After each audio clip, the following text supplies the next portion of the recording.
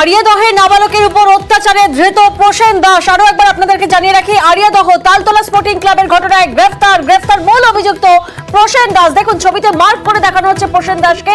নিশ্চয়ই আপনাদের মনে আছে আরিয়াদহতে যে নাবালকের উপর যে নৃশংস অত্যাচারের ঘটনা, যে ভাইরাল ভিডিও সামনে আসে, সেই ঘটনার মূল অভিযুক্ত প্রসেন দাসকে গ্রেফতার করেছে পুলিশ। ভাইরাল ভিডিওয় দেখা যাচ্ছে নাবালকের উপর কিভাবে নৃশংস অত্যাচার চালায় আরিয়াদহ তালতলা স্পোর্টিং ক্লাবের প্রসেন দাস, অর্থাৎ জয়ন্ত সিং এর সাগরেদের সেই কুকীর্তি সামনে আসে এবং নাবালকের উপর এই নৃশংস অত্যাচারের ঘটনায় মূল অভিযুক্ত প্রসেন দাস ওরফে লালটুকে গ্রেফতার করলো বেলগড়িয়া থানার পুলিশ। প্রতিনিধি সুবীর এই মুহূর্তে আমাদের সঙ্গে রয়েছেন। সুবীর, প্রসেন দাসকে কোথা থেকে কিভাবে গ্রেফতার করলো পুলিশ?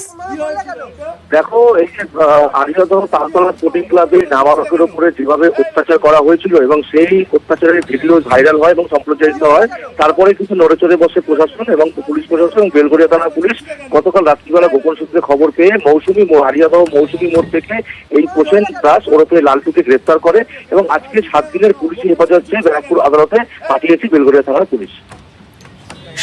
সুবীর, যেখান থেকে গ্রেফতার করা হয়েছে মৌসুমী মোড়ের কথা তুমি বলছো, সেটা আরিয়াদহ তালতলা স্পোর্টিং ক্লাব থেকে কত দূর? দেখো, এই মৌসুমী মোড় হচ্ছে আরিয়াদহ তালতলা স্পোর্টিং থেকে 1 কিলোমিটারের মধ্যে এই মৌসুমী মোড় এলাকাতে রয়েছে এবং এই এলাকা সেটা দূরেই কিন্তু জয়ন্ত সিং এর বাড়ি এবং এই জায়গা থেকে অর্থাৎ গোপন সূত্রে খবর পেয়ে গতকাল রাত্রিবেলা প্রসেন দাস এই এলাকাতে রয়েছে এমনটাই খবর পায় এবং তারপরেই কিন্তু বেলগড়িয়া থানা পুলিশ অভিযান চালায় এবং সেখান থেকে প্রসেন দাসকে গ্রেফতার করেছে এবং বাদবাকি যে আরো 3 জন অভিযুক্ত রয়েছেন, রাহুল গুপ্তা সহ আরো যে 2 জন অভিযুক্ত রয়েছেন, সুমিত যাদব, এরা কিন্তু তন্ময় ধরে। 3 জনকে এখনো পর্যন্ত পুলিশ খুঁজছে, বিভিন্ন এলাকায় তল্লাশি চালাচ্ছে, এখনো পর্যন্ত এই 3 জনকে গ্রেফতার করতে পারেনি। আর 7 দিনের পুলিশ হেফাজত চেয়ে ব্যারাকপুর আদালতে গতকালই ব্যারাকপুর পুলিশ কমিশনারেটের সিপি অলোক রাজরিয়া আশ্বাস দিয়েছিলেন যে 24 ঘন্টার মধ্যে মূল অভিযুক্তকে গ্রেফতার করা হবে। তিনি 24 ঘন্টা আগে কি দাবি করেছিলেন শোনাবো আপনাদের।